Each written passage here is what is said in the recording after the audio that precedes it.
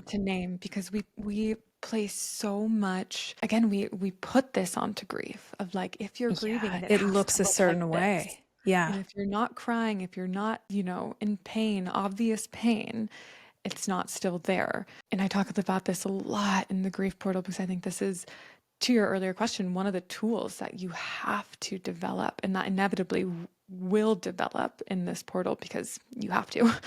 And it's learning how to hold both so openly and like Mm, willingly to hold both, and you start to kind of dissolve this paradigm of duality of like, if I'm sad, that means I can also be happy, and instead starting to exist in this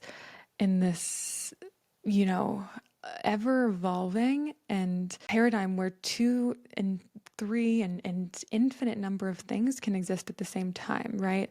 Like, I can be grieving, I can be in pain, and I can be open to joy and open to the pleasure of sun on my skin and being alive in this moment. mm, Like, those both can exist at the same time. And I think a lot of people, when they're grieving, including myself, you think that in joy, in happiness, you're betraying the grief. mm. Guilt. You're betraying the Yeah. person that you loved by not holding yourself here, by not only remaining in pain and grief and sadness. You're somehow communicating to them that I didn't love you as much as I did. When in Mm, reality, that is one of the most liberating things we can choose to unlearn and reprogram along our grief journey, is that you can hold both. And in being in joy and happiness and pleasure, you're not betraying your grief. You're not negating your grief. The two can exist at the same time.